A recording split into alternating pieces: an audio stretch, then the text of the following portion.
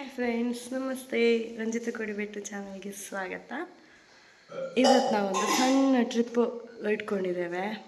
ಇವಾಗ ಗಂಟೆ 5:30 ಆಯಿತು. ನೀವು ನೋಡ್ಬೋದು ಈಗ ಹೊರಗೆ ಎಷ್ಟು ಕತ್ತಲೆ ಉಂಟು ನೋಡಿ.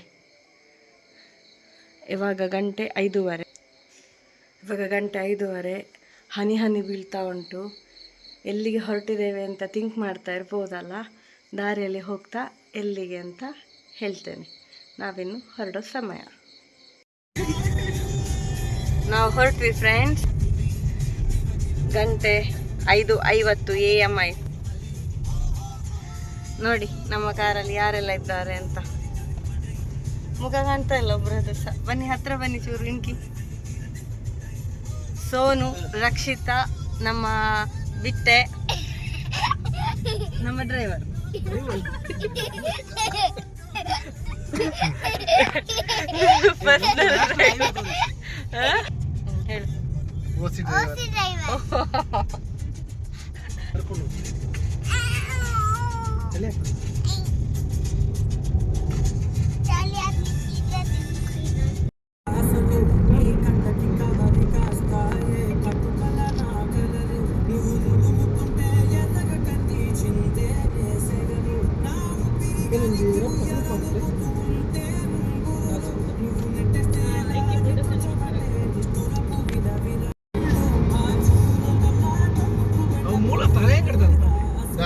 ಒಂದು ಸ್ಕ್ಯಾನರ್ ಅವಳು ಮೂಲ ಹಾಕೊಂಡು ಕುಂಟಾಡ್ತಾರೆ. ಮೂಲೊಂಜಿ ಹಳೆ ಅಂಗಡಿ ಮುಟ್ಟ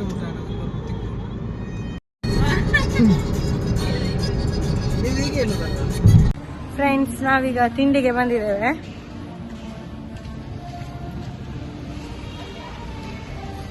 ನಾವಿಲ್ಲಿ ವಸಂತ ವಿಹಾರ್ ಅಂತ ಒಂದು ಕಾಂಜಂಗಾಡನ ಹೋಟೆಲ್ ಇದ್ದು. ನಾವೀಗ ಮಡೈಕಾವ್ ಟೆಂಪಲ್ ಹೊರಟಿದ್ದೇವೆ. ಈಗ ನಾವು ಕಾಂಜಂಗಾಡ್ ರೀಚ್ ಆಗಿದ್ದೇವೆ. ಇಲ್ಲಿ ವಸಂತ ವಿಹಾರ್ ಅಂತ ಒಂದು ಪ್ಯೂರ್ ವೆಜ್ ಹೋಟೆಲ್ ಸಿಕ್ಕಿದೆ. ಬೆಳಗಿನ ತಿಂಡಿಗೆ ನಾವೀಗ ಇಲ್ಲಿ ನಿಂತಿದ್ದೇವೆ.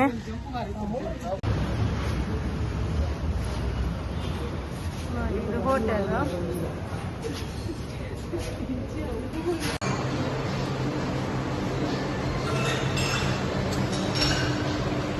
ನಾವೆಲ್ಲರೂ ಸಹ ಒಂದೇ ರೀತಿ ಅಂದರೆ ಮಸಾಲೆ ದೋಸೆ ಆರ್ಡರ್ ಮಾಡಿದ್ವಿ. ಓಕೆ ಪರವಾಗಿಲ್ಲ, ಚೆನ್ನಾಗಿತ್ತು. ನನಗೆ ಡಯಟ್ ಅಂದರೆ ಬೇಡ ಅಂತ ಸಹ. ನನಗೆ ಬೇಡ. ಹಾರ್ವಿಕಾ, ತಿನ್ನಲಿಕ್ಕೆ ಶುರು ಮಾಡು. ನಾವು ತಿಂಡಿ ತಿಂದು ಮಡೈಕಾವ್ ಟೆಂಪಲ್ ರೀಚ್ ಆಗ್ತಾ ಬಂದ್ವಿ. ಬಟ್ ಇಲ್ಲಿ ರೋಡ್ ಸ್ವಲ್ಪ ರಿಪೇರಿ ಇತ್ತು. ಹಾಗಾಗಿ ಸ್ವಲ್ಪ ದೂರದಲ್ಲೇ ನಾವು ಕಾರನ್ನು ನಿಲ್ಲಿಸಿ ಒಂಚೂರು ನಡೀಲಿಕ್ಕೆ ಸಿಕ್ಕಿದೆ. ನಾವು ಬಂದಿದ್ದೇವೆ ಫ್ರೆಂಡ್ಸ್. ಇಲ್ಲಿ ರೋಡ್ ರಿಪೇರಿ ಆಗ್ತಾ ಉಂಟು. ಸೊ ತುಂಬ ದೂರದಲ್ಲಿ ನಾವು ಗಾಡಿ ಇಟ್ಟಿದ್ದೇವೆ. ಇಲ್ಲಿ ನೋಡಿ, ಗಾಡಿ ಹೋಗ್ತಾ ಇಲ್ಲ. ಇಲ್ಲಿಂದ ಈಗ ನಡಿಲಿಕ್ಕೆ ಸಿಗ್ತಾ ಉಂಟು ನಮಗೆ. ಸ್ವಲ್ಪ ದೂರ, ಒಂದು 300 ಮೀಟರ್ನಷ್ಟು ನಡಿಲಿಕ್ಕೆ ಸಿಗ್ತಾ ಉಂಟು.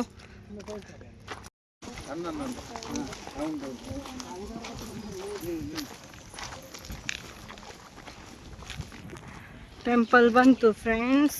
ಈ ದೇವಸ್ಥಾನದ ವಿಶೇಷ ಅಂದರೆ ಇಲ್ಲಿ ನಿಮಗೆ ಮಾಂಸಾಹಾರಿ ಪ್ರಸಾದ ಸಿಗ್ತದೆ, ಅಂದರೆ ಚಿಕನ್ ಪ್ರಸಾದ ಸಿಗ್ತದೆ. ಇಲ್ಲಿ ವೆಜ್ಜಿನವರು ತಗೊಳ್ಳೋದಿದ್ರೆ ಆಯಿತು, ನಾನ್ ವೆಜ್ಜಿನವರಿಗೆ ಚಿಕನ್ ಪ್ರಸಾದ ಸಿಗ್ತದೆ. ವೆಜ್ಜಿನವರಿಗೆ ಪಚ್ಚೆ ಹೆಸರು ಅಂದರೆ ಹೆಸರು ಕಾಳಿನ ಪ್ರಸಾದ ಸಿಗ್ತದೆ. ಇವಾಗ ನಾವು ಅಲ್ಲಿಂದ ಮಡಾಯಿ ಶ್ರೀ ವಡುಕುಂದ ಶಿವಕ್ಷೇತ್ರಕ್ಕೆ ಬಂದಿದ್ದೇವೆ. ಇದು ಅದೇ ದೇವಸ್ಥಾನದ 1 ಕಿಲೋಮೀಟರ್ ದೂರದಲ್ಲಿದೆ. ಮಡೈಕಾವಲ್ಲಿ ಕೊಡ್ತಾರಲ್ಲ ನಾನ್ ವೆಜ್ ಪ್ರಸಾದ, ಅದು ಈ ದೇವಸ್ಥಾನದ ಒಳಗೆ ಅಲೌಡ್ ಇಲ್ಲ. ನೀವು ಗಾಡಿಯಲ್ಲೇ ಬಿಟ್ಟು ಈ ದೇವಸ್ಥಾನದ ಒಳಗೆ ಹೋಗಿ ದರ್ಶನ ಮಾಡ್ಬೋದು. ಅಲ್ಲಿಂದ ನಾವು ಬೇಕಲ್ ಫೋರ್ಟಿಗೆ ಬಂದಿದ್ದೇವೆ ಫ್ರೆಂಡ್ಸ್.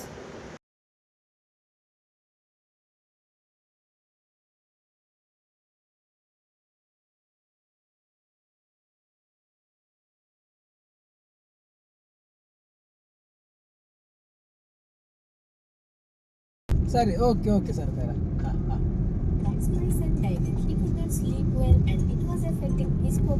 ಪಾರ್ಕಿಂಗ್ ಇದೇ ಬೇಕಲ್ ಫೋರ್ಟ್ ನೋಡಿ. ಇಲ್ಲೇ ಮುದ್ದೊಳಗೆ ಪಾರ್ಕಿಂಗ್. ಹಣ ಬರ್ತಾರೆ. ಹಣ ಕೊಡ್ಲಿಕ್ಕೆ ಉಂಟು. ಹೌದು, ಪಾರ್ಕಿಂಗಿಗೆಲ್ಲ ಹಣ ಉಂಟು.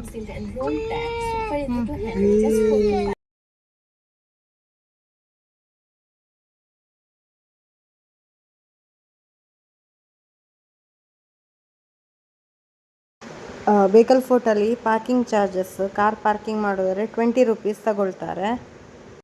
ಪಾರ್ಕಿಂಗ್ ಹಣ ತಗೊಳ್ತಾರೆ. ಪಾರ್ಕ್ ಪಾರ್ಕ್ ಇಲ್ಲ ಇಲ್ಲಿ ಪಾರ್ಕ್ 900 ಮೀಟರ್ ಅಂತ. ಇಲ್ಲಿ ಯಾರಾದ್ರೂ ಮಾವಿನಕಾಯಿ ಎಕ್ಕಿಟ್ಟಿದ್ದಾರೆ. ಇಲ್ಲಿ ಎಲೆಕ್ಟ್ರಿಕ್ ಚಾರ್ಜಿಂಗ್ ಪಾಯಿಂಟ್. ಟೆನ್ಷನ್ ಇಲ್ಲ ಅಲ್ಲ ಮೇಲೆ ಹೋಗುವಾಗ.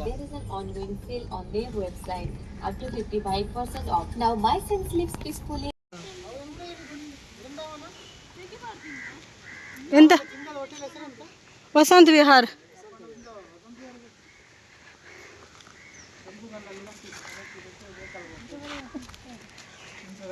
ಫ್ರೆಂಡ್ಸ್, ನಾವೀಗ ಬೇಕಲ್ ಫೋರ್ಟಲ್ಲಿ ಇದ್ದೇವೆ.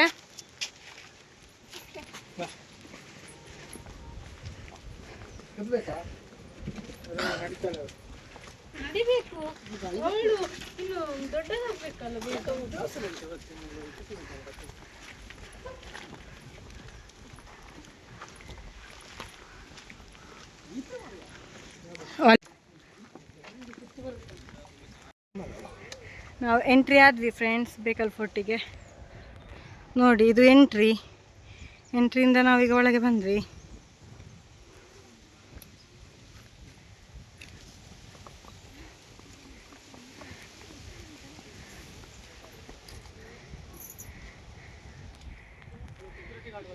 ಏ ಬೇಡ ರಕ್ಷಿತಾ, ಕೊಯ್ಲಿಕ್ಕಿಲ್ಲ. ಈಗ ನಾನು ಕೊಯ್ದೆ.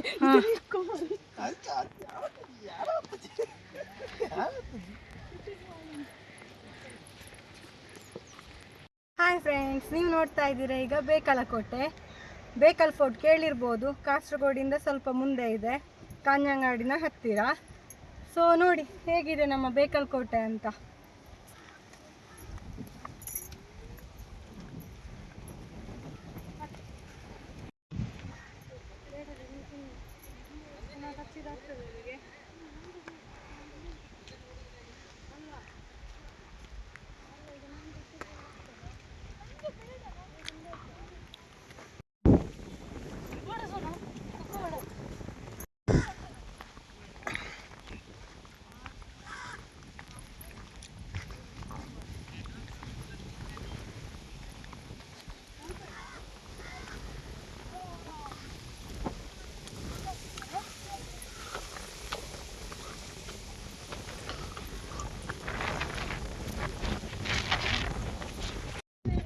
ಈ ಕೋಟೆ ಮೇಲೆ ನಿಂತರೆ ಸುತ್ತ ಇಡೀ ಬೇಕಲ್ ಫೋರ್ಟ್ ಒಳಗೆ ಕಾಣ್ತಾ ಉಂಟು. ಈಗ ನಾನು ನಿಮಗೆ ಸಮುದ್ರ ಮತ್ತು ಈ ಬೇಕಲ್ ಫೋರ್ಟ್ ಒಳಗಡೆ ಏನೆಲ್ಲ ಇದೆ, ಹೇಗೆಲ್ಲ ಇದೆ ಅಂತ ತೋರಿಸ್ತಾ ಇದ್ದೇನೆ. ಒಮ್ಮೆ ಆದರೂ ಬೇಕಲ್ ಫೋರ್ಟಿಗೆ ಬನ್ನಿ, ನೋಡಿ ಎಷ್ಟು ಚೆಂದ ಇದೆ. ಬಟ್ ತುಂಬ ಬಿಸಿಲು. ಸಂಜೆ ಹೊತ್ತಲ್ಲಿ ಬಂದರೆ ಒಳ್ಳೆಯದು. ನೋಡಿ, ಒಂದು 4 ಗಂಟೆ ನಂತರ ಬನ್ನಿ. 1 ಗಂಟೆಯಷ್ಟು ನಿಮಗೆ ನಡಿಲಿಕ್ಕೆ ಉಂಟು ಒಳಗಡೆ. 40 ಎಕರೆ ಜಾಗ ವಿಸ್ತೀರ್ಣಗೊಂಡಿದೆ. ಇದು ತುಂಬಾ ಚೆನ್ನಾಗಿದೆ. ಒಳ್ಳೆ ಗಾಳಿ ಬರ್ತದೆ. ಈಗ ನೀವು ಹಗಲು ಬಂದರೂ ಪ್ರಾಬ್ಲಮ್ ಇಲ್ಲ, ಬಿಸಿಲು ಗೊತ್ತಾಗಲ್ಲ ನಿಮಗೆ. ಅಲ್ಲಲ್ಲಿ ಮರಗಳು ನಟ್ಟಿದ್ದಾರೆ. ಸಮುದ್ರದ ಹತ್ತಿರ ಕುತ್ಕೊಳ್ಳಿಕ್ಕೆ ವ್ಯವಸ್ಥೆ ಇದೆ, ಅಲ್ಲಿ ಕುತ್ಕೊಂಡು ಚಂದದಲ್ಲಿ ನೋಡ್ಬೋದು. ಆದರೆ ಸಮುದ್ರಕ್ಕೆ ಇಳಿಲಿಕ್ಕೆ ಮಾತ್ರ ಸ್ವಲ್ಪ ಕಷ್ಟ ಬಿಸಿಲಿಗೆ.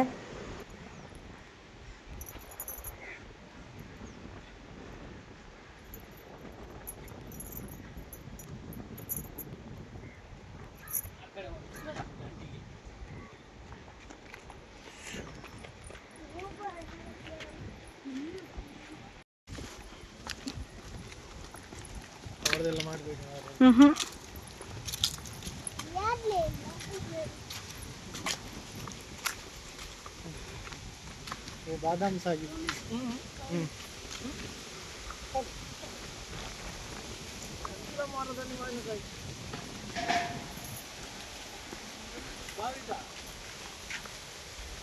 ನೆಲ್ಲಿಕಾಯ್ದು ಮರದ ಉಂಟು. ಹತ್ತಿ ನೋಡುವ.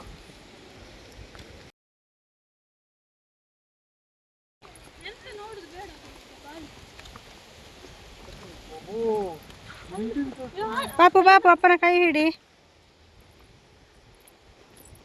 ಓ ಅಪ್ಪ ನೀರಲ್ಲಿ ನೀರಿಂಚು ಮೇಲೆ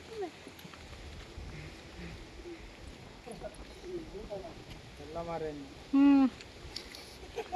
ಜೀವನ ತಾಸೆ ನೋಡಿ ನಾನು ಇಷ್ಟೆಲ್ಲ ವಿಡಿಯೋ ಮಾಡಿದೆ, ಒಂದೇ ಒಂದು ಬಾಟಲ್ ಆಗಲಿ ಒಂದೇ ಒಂದು ಕಸ ಆಗಲಿಲ್ಲ. ಆದರೂ ಕೆಲವು ಮನುಷ್ಯರಿದ್ದಾರಲ್ಲ, ಭಾಷೆ ಇಲ್ಲದ ಮನುಷ್ಯರು, ಅವರು ನೋಡಿ ಇಷ್ಟು ಚಂದ ಕ್ಲೀನ್ ಮಾಡಿದ ಜಾಗದಲ್ಲಿ ಡ್ಯೂ ಬಾಟ್ಲು ಪೆಪ್ಸಿ ಬಾಟ್ಲನ್ನೆಲ್ಲ ಇದಕ್ಕೆ ಹಾಕಿದ್ದಾರೆ. ಮನುಷ್ಯನಿಗೆ ಕ್ಲೀನ್ ಮಾಡಲಿಕ್ಕಂತೂ ಸಾಧ್ಯ ಇಲ್ಲ, ಕ್ಲೀನಾಗಿ ಇರುವ ಜಾಗವನ್ನು ಕ್ಲೀನಾಗಿ ಇಟ್ಕೊಳ್ಳಿಕ್ಕೂ ಬರುವುದಿಲ್ಲ. ಬೇಕಲಕೋಟೆ ಕೇರಳ ರಾಜ್ಯದ ಕಾಸರಗೋಡು ಜಿಲ್ಲೆ ಕಡಲ ತೀರದಲ್ಲಿದೆ. ಇದು ಒಂದು ಪ್ರಮುಖ ಪ್ರವಾಸಿ ಸ್ಥಳವಾಗಿದೆ. ಇಲ್ಲಿ ನಮಗೆಲ್ಲ ಟಿಕೆಟ್ 25 ರೂಪಾಯಿ, ಆದರೆ ಫಾರಿನರ್ಸಿಗೆ ಮಾತ್ರ 300 ರೂಪಾಯಿ ಟಿಕೆಟ್. ಇದು ಸುಮಾರು 15ನೇ ಶತಮಾನದಲ್ಲಿ ನಿರ್ಮಾಣವಾದ ಕೋಟೆ. ಸ್ಥಳೀಯ ಆಡಳಿತಗಾರ ಹಿರಿಯ ವೆಂಕಟಪ್ಪ ನಾಯಕ ಎಂಬುವರು ಇದನ್ನು ನಿರ್ಮಿಸಿದ್ರಂತೆ. ಇದನ್ನು ಮತ್ತೆ ಶಿವಪ್ಪ ನಾಯಕ ಎಂಬುವರು ಪೂರ್ಣಗೊಳಿಸಿದ್ರು. ಇದು ಹೈದರಾಲಿಯ ಆಧೀನಕ್ಕೆ ಒಳಪಟ್ಟಿತಂತೆ ಇವರ ಶಿವಪ್ಪ ನಾಯಕರ ನಂತರ. ಮುಂದೆ ಟಿಪ್ಪು ಸುಲ್ತಾನ್ ಅವರು ಇದನ್ನು ತನ್ನ ಮುಖ್ಯ ಸೇನಾ ಕೇಂದ್ರವನ್ನಾಗಿ ಮಾಡಿಕೊಂಡ್ರು. ಅಂದರೆ ಅವರ ನಂತರ ಇವರದನ್ನು ಆಕ್ರಮಣ ಮಾಡಿಕೊಂಡ್ರು. ಬ್ರಿಟಿಷರೊಂದಿಗೆ ಯುದ್ಧದಲ್ಲಿ ಟಿಪ್ಪು ಮರಣದ ನಂತರ ಈಸ್ಟ್ ಇಂಡಿಯಾ ಕಂಪನಿ ಈ ಕೋಟೆಯನ್ನು ವಶಪಡಿಸಿಕೊಂಡಿತ್ತು ಅಂತ ಹೇಳ್ತಾರೆ.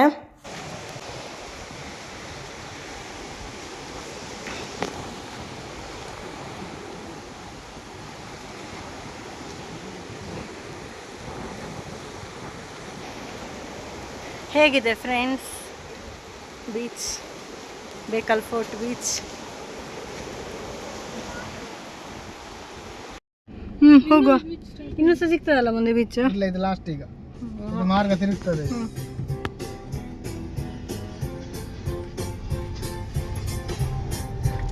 ಇಲ್ಲೊಂದು ಹಣಸ್ಮಲ್ತು ಬತ್ತಲ್ಲಿ ಮದಿಗಂಟ ಅಂತ.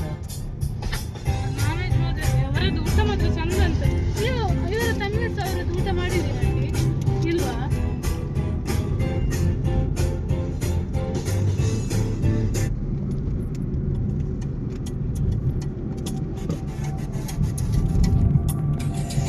ಕೋಟಿಕುಳಂ.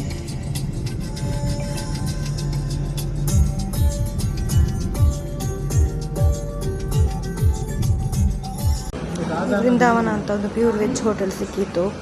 ಹಾಗಾಗಿ ನಾವಲ್ಲಿ ಊಟ ಮಾಡಲಿಕ್ಕೆ ಅಂತ ಹೋದ್ವಿ. ನೋಡುವಾಗ ಬಾಳೆ ಎಲೆ ಫುಲ್ ಊಟ ಪರವಾಗಿಲ್ಲ, ಚೆನ್ನಾಗಿತ್ತು. ವೈಟ್ ರೈಸ್ ಇರಲಿಲ್ಲ, ಬಾಯ್ಲ್ಡ್ ರೈಸ್. ಅಲ್ಲಿ ಊಟ ಮಾಡಿ ನಾವು ನೆಕ್ಸ್ಟ್ ಮದ್ದೂರು ಟೆಂಪಲಿಗೆ ಅಲ್ಲಿಂದ ಹೊರಟ್ವಿ.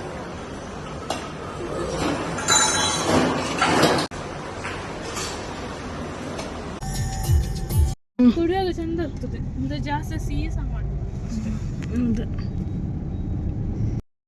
ನಾವು ಬೇಕಲ್ ಫೋರ್ಟಿಂದ ಹೊರಗೆ ಬಂದು ಅಲ್ಲೇ ಒಂದು ಸಿಕ್ಕಿದ ವೆಜ್ ಹೋಟೆಲಲ್ಲಿ ಊಟ ಮಾಡಿ ಈಗ ನಾವು ಮದ್ದೂರು ಗಣಪತಿ ದೇವಸ್ಥಾನಕ್ಕೆ ಬಂದಿದ್ದೇವೆ.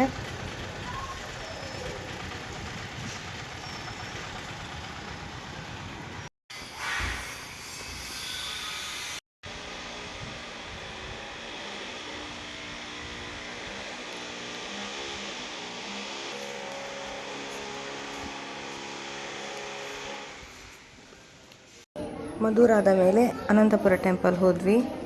ಅಲ್ಲಿ ಬಬ್ಬಿಯನ್ನು ನೋಡಬೇಕು ಅಂತ ತುಂಬ ಆಸೆ ಇತ್ತು, ಆದರೆ ಬಬ್ಬಿಯ ನಮಗೆ ಸಿಕ್ಕಲೇ ಇಲ್ಲ. ಬಬ್ಬಿಯ ಅಂದರೆ ಮೊಸಳೆದು ಹೆಸರು.